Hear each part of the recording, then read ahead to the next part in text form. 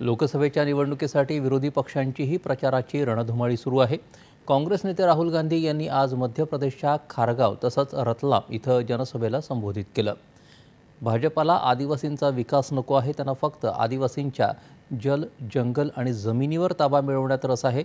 भाजपाला संविधानावर ताबा मिळवायचा आहे असा आरोप राहुल गांधी यांनी रतलाम इथे बोलताना केला। भाजपाला रोखण्यासाठी आणि संविधानाचं रक्षण करण्यासाठी सर्वांनी एकत्र येण्याचं आवाहन त्यांनी केलं। पंतप्रधान नरेंद्र मोदी यांनी तुमचा अधिकार असलेली जल, जंगल, जमीन आपल्या मित्रपक्षांना दिल्याचा आरोप त्यांनी खारगाव इथं केला। पंतप्रधान नरेंद्र मोदी यांनी देशातले airport, power station, port, infrastructure, defence sector सर्व काही आपल्या 22 मित्र उद्योजकांना दिल्याचं ते म्हणाले। अदानी का नाम सुना है आपने? सुना है? अदानी को प्रधानमंत्री आपकी जमीन, आपका जल, आपका जंगल देना चाहते हैं।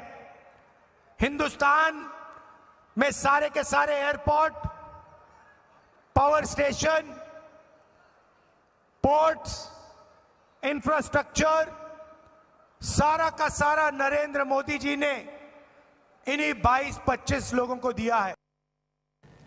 पश्चिम बंगालच्या मुख्यमंत्री ममता बॅनर्जी देखील दुर्गापूर आणि सैंथिया इथं आज प्रचार सभा घेणार आहेत।